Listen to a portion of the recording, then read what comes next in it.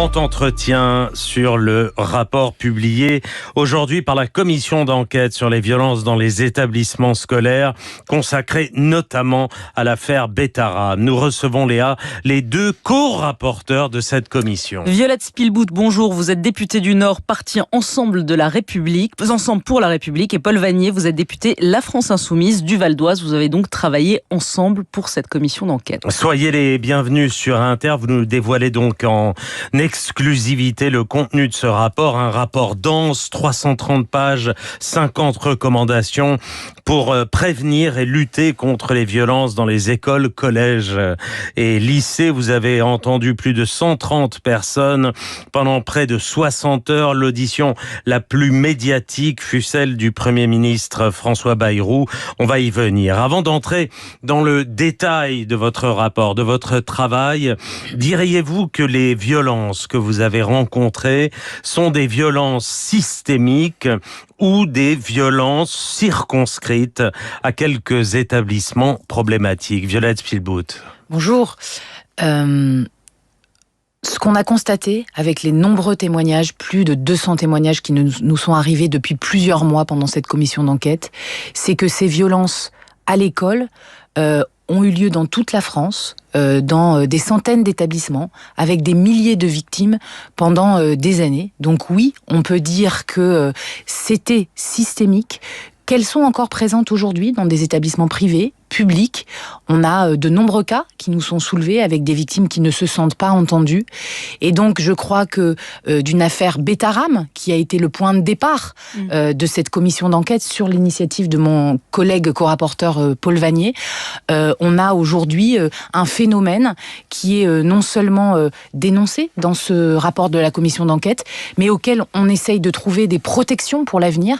Et c'est vraiment ça l'objet des travaux que nous avons menés. On va venir aux recommandations. Vous en avez 50. Donc, Paul Vannier, la présidente de la commission, écrit dans l'avant-propos du rapport, je cite, que cette commission d'enquête fut un travail de fond sur l'impensable. Des enfants, partout en France, livrés à des monstruosités, des violences sexuelles, des violences physiques aussi, parfois d'une violence inouïe, d'un sadisme absolu.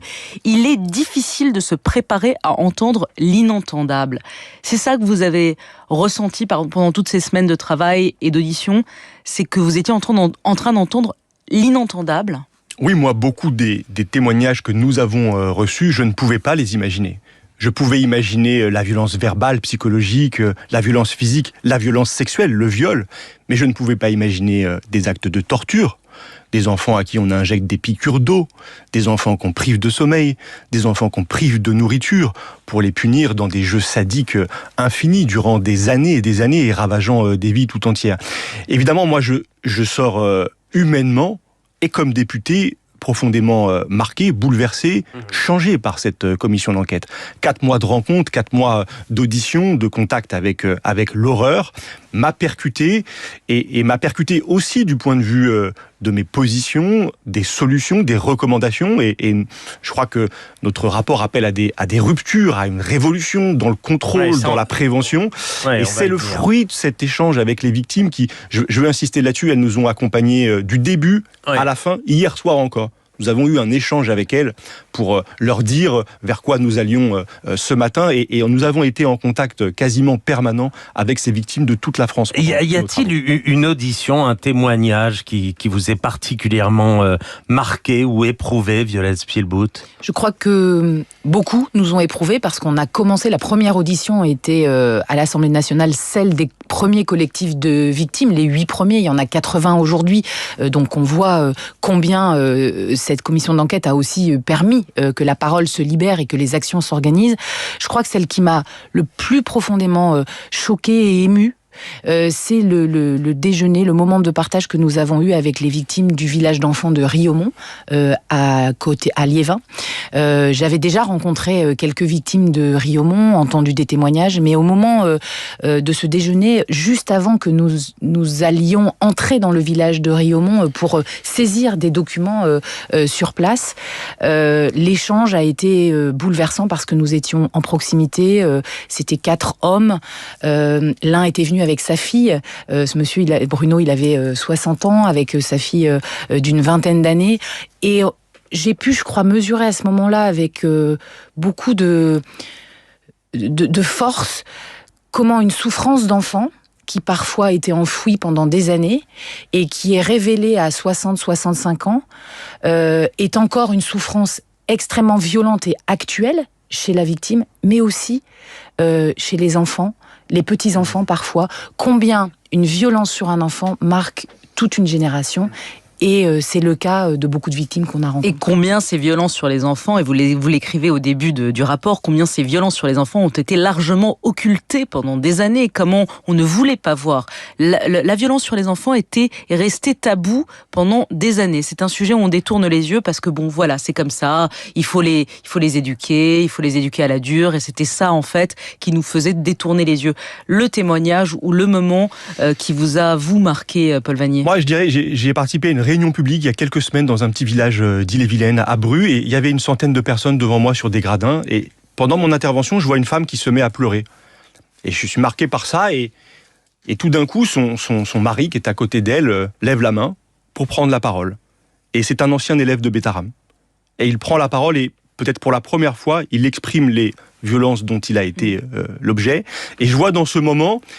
D'abord, la persistance des conséquences des violences. Cet homme a presque 50 ans et il porte aujourd'hui encore cette souffrance. Je vois comment ces violences ravagent la vie des victimes, la vie de leurs entourages, avec sa femme bouleversée, absolument transie par les sanglots.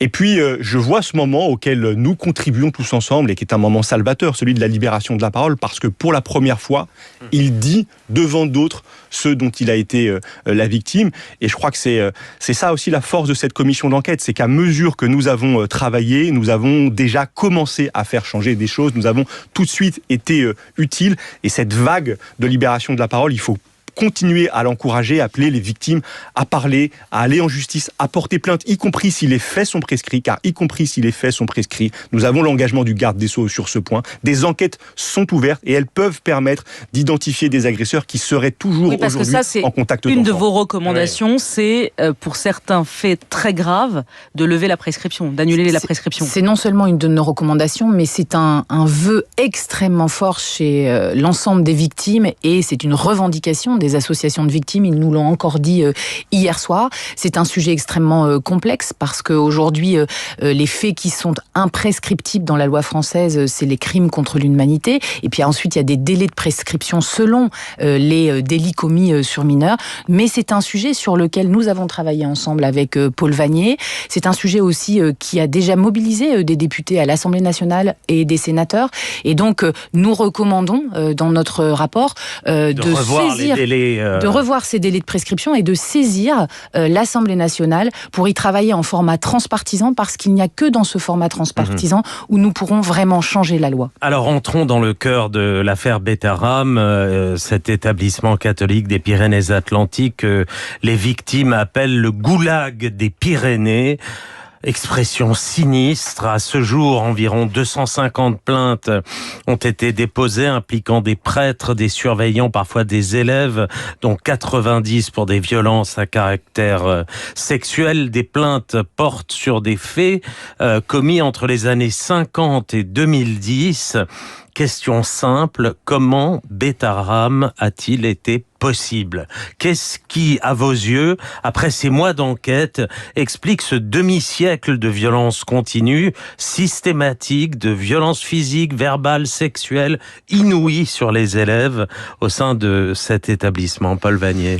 D'abord des défaillances majeures et des défaillances de l'État, des défaillances de gendarmes qui pendant des années ont vu des élèves fuguer et qui pendant des années les ont ramenés à la porte de l'école sans jamais s'interroger sur la raison de ces fugues. Des défaillances majeures de la justice qui n'a pas fait le lien entre une série de plaintes déposées sur plusieurs décennies et qui pointaient un établissement qui dysfonctionnait gravement. Défaillance de l'éducation nationale, avec un rapport dont on a beaucoup parlé, d'inspection en 1996, bâclé, ni fait ni à faire, commandé en urgence, un inspecteur qui se rend quelques heures sur place, qui écrit son rapport le week-end, qui est transmis le lundi matin au recteur et à François Bayrou, qui dit tout et son contraire, avec une conclusion qui blanchit l'établissement, mais un rapport qui décrit aussi des faits de châtiment corporel, le supplice du Perron notamment, et donc c'est toute une chaîne de responsabilités, une responsabilité locale. Le supplice du Perron, c'est mettre un enfant en petite tenue, la nuit, dehors, dans le froid, l'hiver, pour le punir, jusqu'à ce que cet enfant, c'est Marc Lacoste-Séris, souffrant d'une hypothermie telle, soit envoyé à l'hôpital. Et dans le livre d'Alain Esquer, on décrit qu'il a frôlé l'amputation. C'est dire la gravité des actes qui ont été imposés à ces enfants. Ces défaillances, je veux dire, ce sont celles de l'État. Et puis, il y a une omerta. Il y a une culture du silence qui tient à beaucoup de choses, qui est particulière aux établissements privés sous contrat, en particulier aux établissements catholiques, qui tient à des enjeux de réputation de ces établissements, qui tient au fait que les fédérations de parents d'élèves, il y a une seule fédération de parents d'élèves dans l'enseignement privé, donc il y a un pluralisme qui n'existe pas, et donc et des vous phénomènes de huis clos. Je cite, le rôle central et plus qu'ambigu de l'association des parents d'élèves. Exactement, parce que à la fois, elle constate des violences, parfois elle passe des signaux d'alerte, et nous avons saisi à Betaram des comptes rendus de conseils d'administration qui en témoignent, mais toujours elle agit du point de vue de l'extérieur comme un organe qui va couvrir l'établissement, préserver sa réputation. Et pourquoi ? C'est une excellente question, parce que peut-être que le choix des parents est un choix très, très ambigu, très paradoxal. Ce sont des parents qui choisissent ces établissements à la dure, parce qu'ils recherchent une éducation. Voilà. Et en même temps, ce sont des parents, et ils découvrent, et on a des descriptions qui sont terribles, de lynchage d'élèves.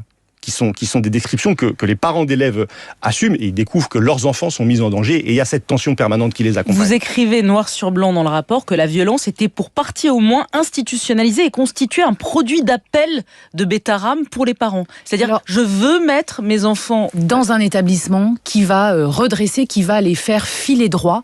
On a entendu des expressions effectivement reprises par les victimes, et ça explique aussi une partie du silence ou de la résignation de certaines victimes, dans le but de ne pas culpabiliser leurs parents, parce que finalement des parents qui imaginaient qu'il y avait quelques coups, qui parfois même quand l'enfant se plaignait en revenant le week-end à la maison, ils disaient écoute, si tu as des coups c'est que tu l'as mérité, et qui repartaient et qui remettaient leurs enfants à Betaram le lundi, ces enfants se disaient que les parents ne voyaient pas ce qui se passait réellement et pourquoi ça allait plus loin dans un système organisé de domination de l'adulte ayant autorité. Dans le cas de Betaram, c'était des prêtres pour la plupart, de domination, d'humiliation psychologique, parce que la violence sur l'enfant, ça peut être simplement une humiliation psychologique, de violence physique, et aussi derrière cela de violence sexuelle. C'est ce que l'on a vu aussi, le même système au village d'enfants de Riaumont, dans le Nord, à Liévin, le même système quasiment militarisé d'autorité, de punition, de soumission, qui a finalement mis un couvercle sur des violences innommables qui sont allées dans le Nord jusqu'aux travaux forcés la nuit d'enfants. On l'a dit, point d'orgue de la commission d'enquête, l'audition du Premier ministre François Bayrou, élu de la région, 3 de ses enfants scolarisés à Betaram, son épouse qui y a enseigné le catéchisme, sa fille a témoigné sur les violences qu'elle avait subies, une audition tendue, musclée, où François Bayrou a déclaré « Je n'ai évidemment jamais, au grand jamais, été informé de quoi que ce soit en matière de violence, a fortiori de violence sexuelle. » Et dans ce rapport... Alors pardon, ça c'est important, parce que ça c'est ce qu'il déclare le 11 février 2025 en réponse à la première question que je lui pose à l'Assemblée nationale. Oui. Le 14 mai, en audition, il reconnaît sous serment avoir été informé par la presse, dit-il, dès les années 1990, de ces faits de violence physique d'abord. C'est très très important, parce que c'est une des grandes questions. Qu'est-ce que savait François Bayrou ? Qu'a-t-il fait pour faire cesser ces violences ? Sur ce point, vous n'êtes pas tout à fait d'accord. C'est le seul endroit du rapport où il y a un paragraphe que vous signez, Paul Vannier, et que vous ne validez pas, Violette Spilbout. Mais tout de même, il est écrit que vous dénoncez, vous pointez un défaut d'action de François Bayrou contre ces violences, un défaut d'action parce qu'il avait les moyens d'engager, alors qu'il était informé quand il était ministre de l'Éducation, de ce qui s'est passé et de ce qui a perduré pendant des années. Mais le constat qu'on fait dans l'ensemble des travaux de cette commission d'enquête, où nous avons saisi des documents des archives nationales, des échanges entre les ministres, leurs cabinets, les rectorats dans les territoires, et des plaintes, des courriers de signalement ou de lanceurs d'alerte, des enseignantes, la plupart du temps très courageuses, qui se sont adressées directement à différents ministres au fur et à mesure des époques, c'est que oui, il y a eu une inaction de l'État, une sorte...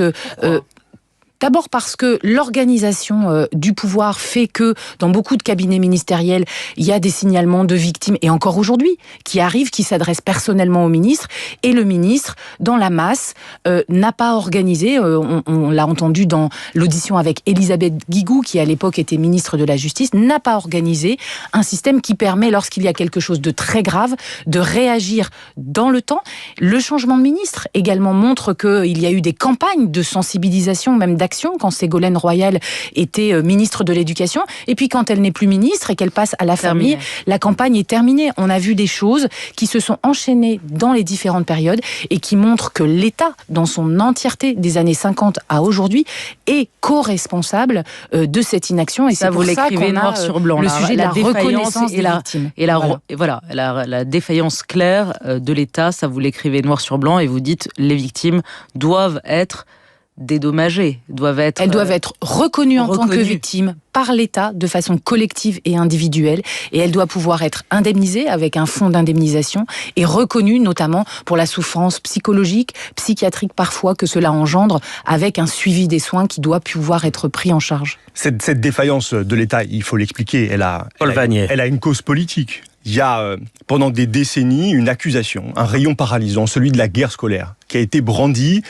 en direction de toutes celles et tous ceux qui osaient ne serait-ce que questionner la place très particulière des établissements privés sous contrat dans notre pays. Et cette accusation, elle a conduit pendant des décennies des ministres, des tutelles politiques à s'auto-censurer, en tout cas à ne jamais se saisir de leurs prérogatives, parce que le code de l'éducation, la loi, prévoit le contrôle. La puissance publique avait peur. La puissance publique était terrorisée au point qu'il n'y a eu pendant 40 ans aucun contrôle dans ces établissements. Parce qu'aussi, un organe, le secrétariat général à l'enseignement catholique. Vous parlez du secrétariat général de l'enseignement catholique qui était si puissant. Mais il l'est toujours. C'est le ministère bis de l'Éducation nationale. Nous documentons dans ce rapport la fréquence à laquelle il est reçu dans la coulisse, en toute opacité au ministère pour discuter de tant et tant de choses. Et nous avons un courrier de novembre 2024, très récent donc, dans lequel le secrétaire général à l'enseignement catholique se bat de toutes ses forces contre le contrôle. Vous avez contre le renforcement de ce contrôle. C'est le ministère bis. C'est important juste sur ce point. C'est important de dire ça. On visite au micro.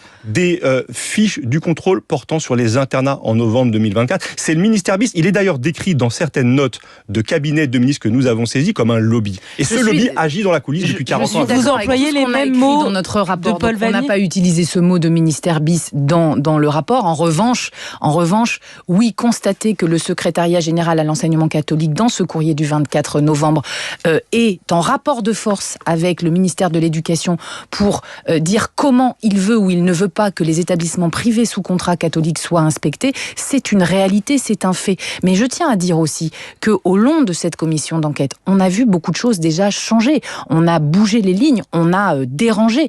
Et c'est dérangé positivement, puisque le secrétariat général à l'enseignement catholique, depuis 4 mois, a déjà pris un certain nombre de mesures, annoncé des mesures. L'enseignement à la vie sexuelle et affective déployé dans tous les établissements à la rentrée 2025, le lancement d'une campagne Stop Violence au-delà déjà du plan de protection des élèves qui existait. Très récemment, le contrôle interne de tous les internats de l'enseignement catholique privé. Donc tout ça, ça va dans le bon sens. Ça montre aussi qu'on est à un moment charnière, je crois, à travers les mots vrais et les faits et les documents que nous produisons dans cette commission d'enquête, dans ce rapport. On est à un moment où nous pourrons, je pense, changer les choses à travers la loi, à travers une évolution d'un certain nombre de règlements et décrets pour que ce type d'action ne puisse pas perdurer. Vous allez continuer votre travail et ce rapport doit aboutir, vous le dites, à une proposition de loi ou à un projet de loi qui viendra reprendre un certain nombre de vos recommandations et qui sera commun, transpartisan. Sur les défaillances, sur les contrôles. Les contrôles, le plus important, ce sont les contrôles à vous lire, sur tout ce que vous mettez en place et qu'on peut lire. Et j'encourage tout le monde, maintenant qu'il est officiellement dévoilé, à lire votre rapport. Passionnant. Merci à tous les deux. Violette Spielbout, députée du Nord, partie Ensemble pour la République. Paul Vannier, député La France Insoumise du Val d'Oise. Merci d'avoir été au micro d'Inter. Il est 8h46.